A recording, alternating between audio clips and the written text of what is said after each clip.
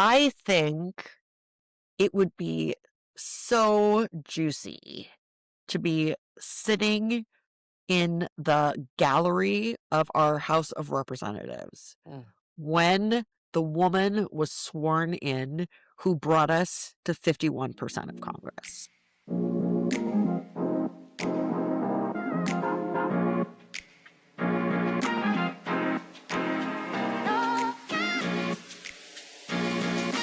Three, two, one, yeah! You're listening to Squeeze Limes, where truth stings, laughs heal, and nothing's off limits. I'm Tyler, the daughter. I'm Robin, the mom. And if life gives you lemons, We're squeezing limes instead. so grab a seat, open your mind, and get ready to laugh or cry because we're not here to play nice. We're here to get real.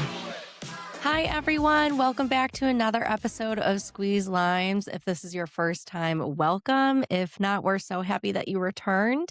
Today, we are joined by Sarah Jakle. We're so excited to have her. She is the founder and executive director of DemocraShe. That is SHE at the end, if you didn't catch that.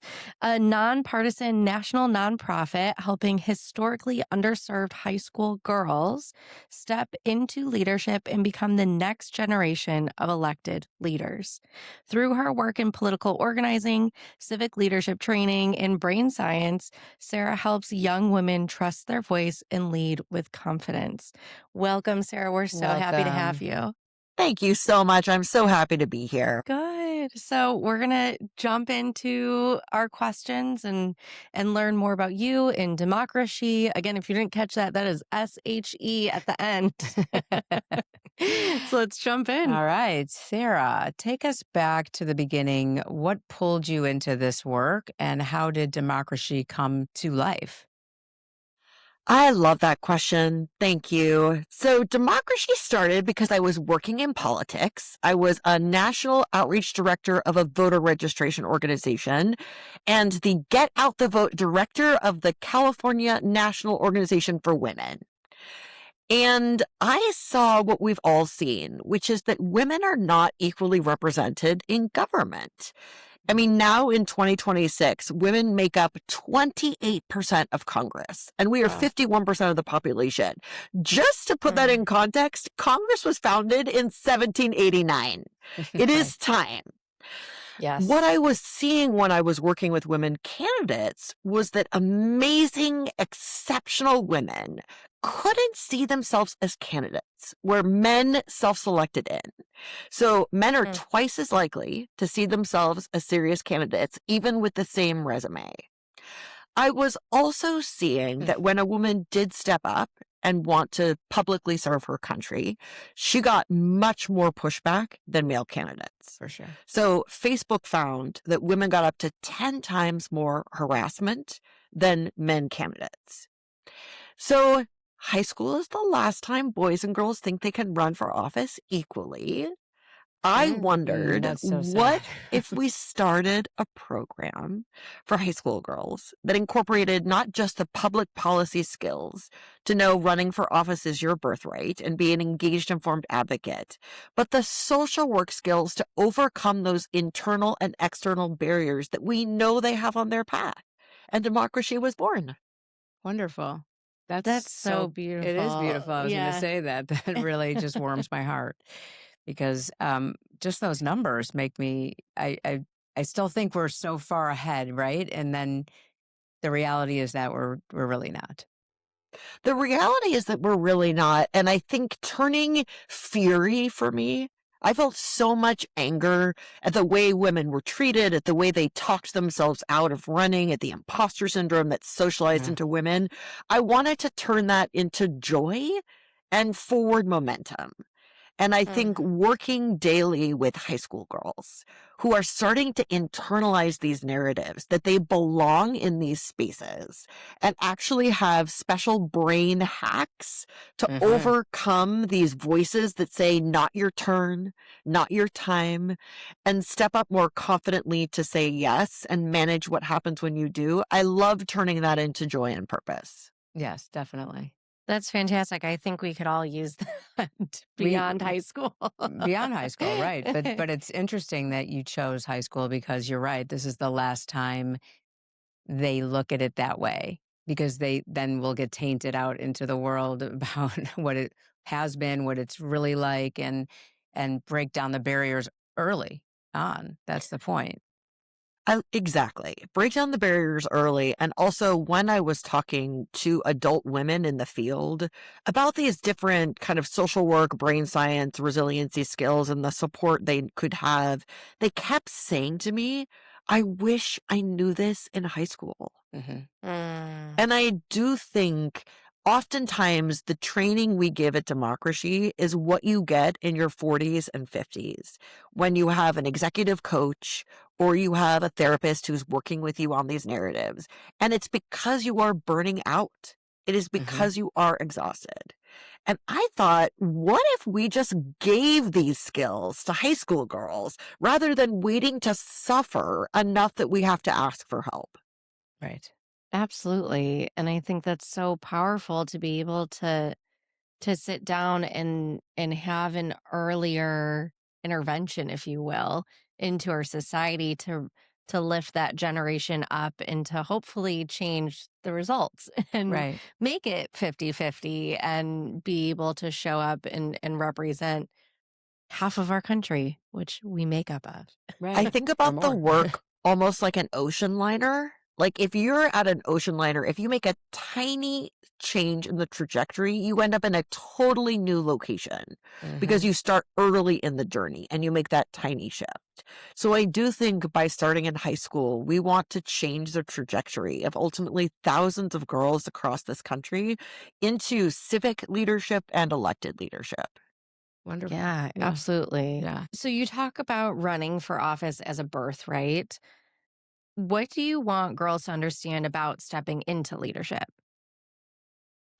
I think one of the things that's so interesting to me is that KPMG did a study that found 75% of all women executives identify with imposter syndrome.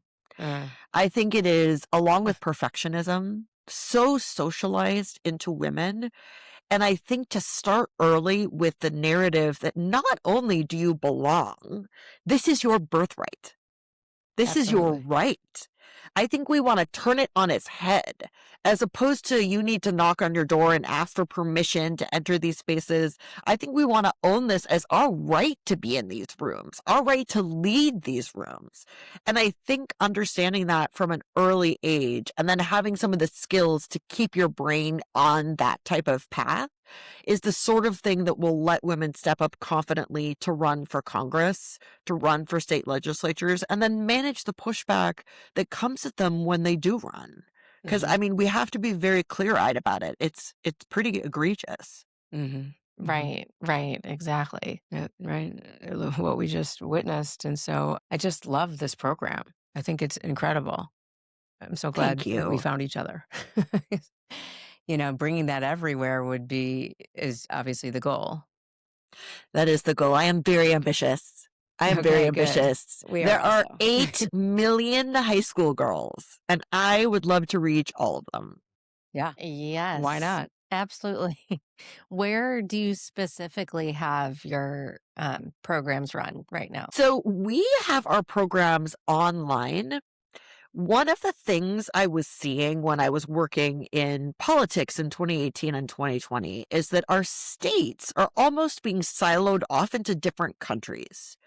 And if we are to move forward as a democracy, we have to be able to talk to each other and have cross-cultural exchanges where Texas is talking to California, is talking to Michigan, to Oklahoma, to Florida.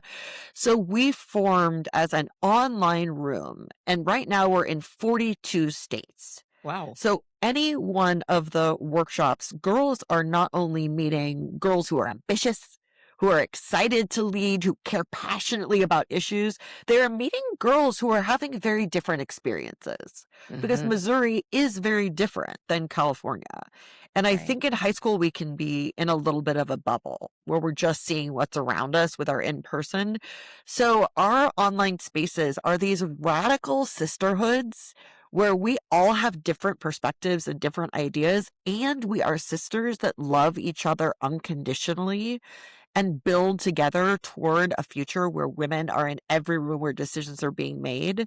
So that Absolutely. is where we live, is in that online space. Mm, That's that's perfect, fantastic. actually. I like that because that's where kids live as well. So getting them to enjoy this program, it's online, that's already a plus. It's easy, Right. Yeah. right? It lowers some of the Yeah. barriers to Yes. entry because you just open your phone, you open your computer, and you find your community. Right, right. Right. Your work uses brain science in a tangible way. How do you teach girls to understand what's actually happening in their own minds? So I get very passionate about the brain. All the girls in DemocraShe learn about our prefrontal cortex, where we have our Okay. rational thoughts, the ones that we're aware of, and they learn about the sweet pea amygdala, which is the hmm ancient evolutionary part of our brain that searches out for threats and is responsible for the fight, flight, freeze response. One of the things they learn is this amygdala is trained to see things that are unknown as potentially dangerous. And I would ask you, what is unknown to women? Spaces of power. The pictures on the wall, they don't look like us. The history books don't look Mhm. like us. Most of the rooms we walk into don't look like us. And it triggers that part of the brain that's looking out for threats that this feels slightly uncomfortable. And when hmm things feel slightly uncomfortable, the amygdala makes us cautious and avoidant. When it feels Mm. safe, it looks exactly like us. The pictures look like us. The history books look like us. It makes you motivated to explore further, which is part hmm of the reason we see men self-select into rooms that look like them and women hesitate. So once we understand our amygdala and that it's doing nothing wrong, that's exactly how it used to help us in cave person days, then we learn some skills to gently redirect her. So grounding, which is an evidence-based practice where you make physical contact with the floor and you can settle the nervous system back from the ancient amygdala back to the prefrontal cortex, or meeting your inner best friend, which is accessing this positive voice instead of the inner critic we're so aware of, fueled by the hmm amygdala, being able to access that inner cheerleader. For many girls, it's Taylor Swift, Michelle Obama, their mom, that they can turn to in those moments where they do hesitate and have that voice say, you belong here. Your voice matters. Things like savoring the good, which is a skill from positive psychology, where you ask your brain to notice beautiful, positive, joyful things. And you take that Mm. negativity bias that we all have, that again says, you can't do this, this isn't your time, and you gently shift it by noticing things that are joyful until the brain starts to pick up on positive, joyful things and prompting that for you. It's very gentle ways to come in and support that anxious amygdala who's doing nothing wrong, but sometimes is running off of old scripts that don't serve us anymore. Right. Absolutely. And I think that can work for everyone, to really flip the script of, moving away from the inner critic and going towards that inner cheerleader. I like the way that you phrased that. Um, because that works for so many different aspects of our life, to show up in a more authentic, positive way that I think we could all use in today's world right I now. absolutely. I think that when women start, you know, bringing like the negativity and like just I can't do it or I will never be able to, that kind of those kinds of words, they really create such distraught, and so switching and really changing your state of being is what you're speaking to. Would actually love for every woman to meet her inner best friend, which is hmm just who is that person in your life that you trust to unconditionally support you. And if there isn't a Mm. real person, it can be an imaginary person, or for my case, my puppy dog Branch, who's Oh. got your back, who encourages you, and then also their inner champion, hmm which for me is Stacey Abrams, who is that voice hmm Mm. inside that challenges you No to be doubt. brave Hmm and stand up in line with your values. And I Mm-hmm. feel like, of course, the inner critic is the default, but we can learn these skills and ask yourself, what would my inner best friend say? What would my inner champion say? And I want high school girls to have that, and ultimately all women. Mm-hmm. Right. And I think even, as parents, and something that I think holds so strong is that early intervention piece. Maybe even, if you're a listener, before your children go off to high school, having these kinds of affirmations, having these positive self-talks, looking through a lens of joy and positivity to, really essentially you're training your brain to then look for that, like you said. And I think that that is such a powerful move and shift that we can make as a society, Yeah. into our younger generations, to grow a world of more aliveness and gratitude and joy and love and underndstanding for one Positivity. another. Right. Yeah. Exactly. Absolutely. Right. Gratitude is This is a actually one of movement. the skills we teach. It's one of the Okay. evidence-based Right. Oh, good. practices. It is, to your point, it is a movement. I don't see Mm-hmm. this as an organization so much as a Mm, movement. A movement Yeah, I where agree. you don't invalidate anyone's suffering and you hold that things can and will change. And we teach Mm-hmm. ourselves the way to redirect our brain gently, not to invalidate anything we're going through, but to also Mm-hmm. hold the joy and positivity and beauty in our own lives that make the type of transformation that can change a country. Mm-hmm. absolutely.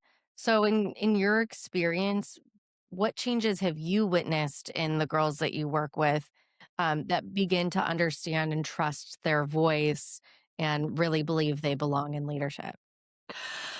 There are so many stories. I think one of my favorites is Hafsa, who decided in DemocraShe to run for her state school board seat. And it was a voting rights seat. So it was an actual campaign. So she used all of the skills we were talking about. She grounded, she reached for her inner best friend that said she could do this and she deserved to run. She used her public speaking skills that she learned at DemocraShe, and she leaned on the sisters in her program to take her through a very difficult campaign. And then she won and was the youngest Wow. elected official in Maryland. Wow. How old is And she? she was She in high school? 17. Yeah, she was Wow. 17. Amazing. And the thing that's really why I love her story is because it doesn't end with the victory. I think a lot of times we leave women's stories with, and they were elected, or, and they got the position. And her experience on the school board was very difficult because she was a much younger person than the other school board members. And Mm, so she actually used the savoring the good we were talking about to savor the small win she had because it could be exhausting and demoralizing. So she Mhm. asked her brain to notice each tiny win she got and ended mm, up not only staying successfully on the school board, but passing in the budget mental health practitioners for her constituents, which was Wow. her passion. So Wow. it's really exciting to see the skills continuing to be used in leadership and not just on the path to leadership, because the hope is that women get to not just lead, but thrive. Right. yes. Make changes right away and bring those changes to what their goal is early on. I Exactly. love that. Yeah. And just She continue it sounds down the road. she sounds amazing. She is. Yeah. Wonderful. That's so cool. Yeah. I wish we had this when I was in high school. I would have Yeah. totally. Yeah, for sure. I think that really is making a huge change right now. How long has DemocraShe been around? I got through the 2020 election and founded DemocraShe in January of 2021.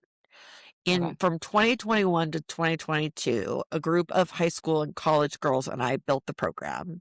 We launched in 22 and served 24 girls. In 2023, we served 173. In 2024, we served 485. And in 2025, we served 915. And we Wow. still get 7 times more applications than we have openings for. Wow, that's incredible. What a blessing to have. So many girls already have the instincts of a leader. What helps those qualities flourish? And where do you think real change starts if we want society to do a better job of making room for them? So this is a slightly different answer than you might expect, but it's something I'm really passionate about. And that is paying girls for their time. When I was working in politics, most early political pipeline opportunities are unpaid internships. And that means only people that can afford that get that opportunity. And so I think there are so many amazing girls who are ambitious and bright and want to be leaders who can't afford that type of opportunity. So in DemocraShe, we pay every girl a stipend because Wow. I want America to reflect all of her people with all of her lived experiences and all of her backgrounds. And that means we have to address that people can't do unpaid work. I also think it's really important for a high school girl to internalize that her time is worth money. Absolutely. I will tell you, people thought I had lost my mind as a young nonprofit to pay our participants, but it's part of the reason we have 70% first generation Americans without particularly trying to attract that is because there are absolutely girls in this country who care so much about it Mhm. and who deeply want to participate, and they find us because we allow them to do that because we pay Mhm. them. And Mhm. so I think one of the barriers to entry, which is something I talk a lot about coming out of a civic engagement, is these early pipeline points. And so I would say with young people, thinking about ways that we can include their voices that are paid opportunities. I'm thinking about universities, for example, who make all sorts of decisions about students and might have a youth Mhm. council or people that are weighing in. If those are paid opportunities, that means every young person at that university can afford to participate in that leadership process. And I think if we want to make sure that that's what leadership represents in our country is true Mhm. opportunity, we need to think about that. Absolutely. Yeah. So you really instill confidence right from the gate.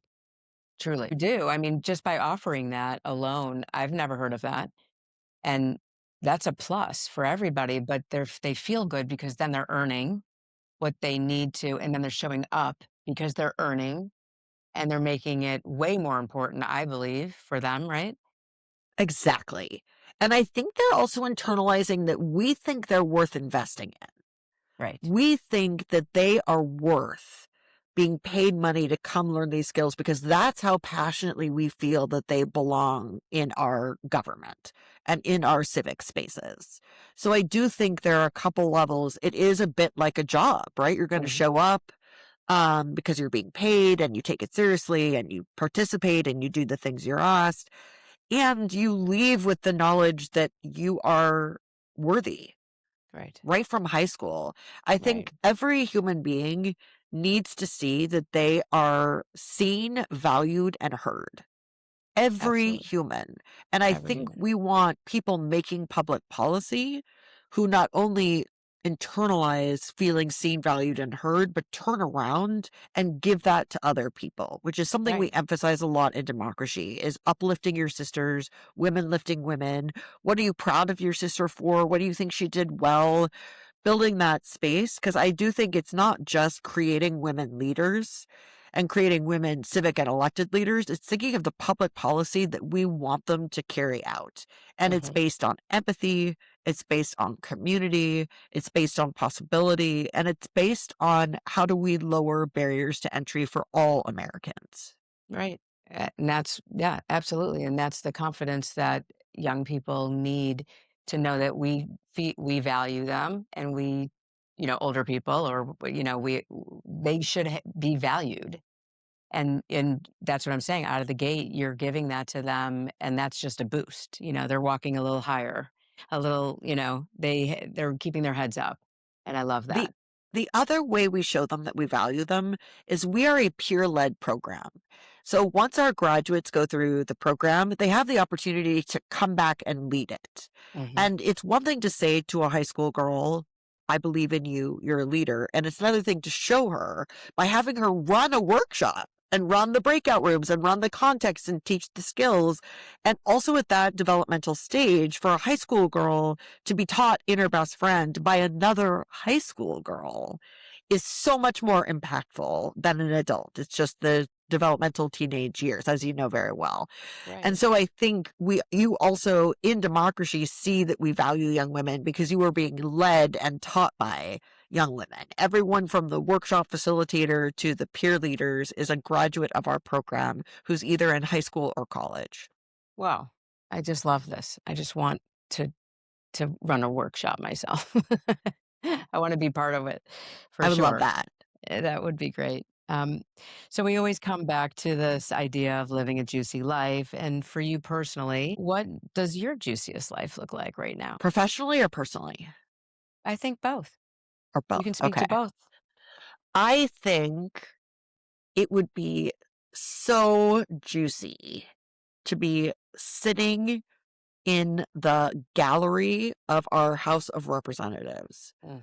when the woman was sworn in who brought us to 51% of Congress. Yes. To Yes. me, that would be a really juicy moment that I continue to believe is possible and am Absolutely. actively working for. I think my juiciest personal moments are catching up with the DemocraSheroes. So I know a lot of them. I supervise the peer leaders who run the workshops. Mhm. So I'll catch up years later.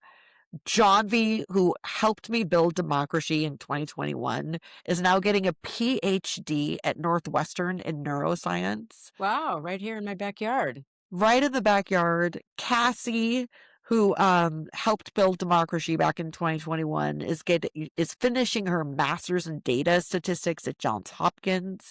Wow. They both have been head workshop facilitators, so they run the program and run the workshops and teach the girls the skills that they helped build back in 2021. So I think my juiciest is I pepper throughout my week little Zoom pop-ins of delightful nuggets of girls and hearing about their lives and how they're using the skills and how they're stepping up and things that they're excited about. I think that is the juiciest part of my Absolutely. week. I love that. That's exactly what we want, is that to see real change, and you're making that happen. Thank you so much for being on our show. Thank you so much for being here. We truly appreciate your time. And the things that you're doing is monumental for all of us women and people in our society, and moving forward in our future generations. I think is just such a blessing to have people like you in this world to really move it forward and really get us through that glass ceiling. So we appreciate you and all that you're putting out into the world. So where, if people want to get involved, our listeners, where can they find you? What can they do? Please share any information you have. I would love that. So our website is democrashe.org. As you mentioned, it's the word democracy, but with an SHE at the end. There are so many fun ways to engage with us if you're interested.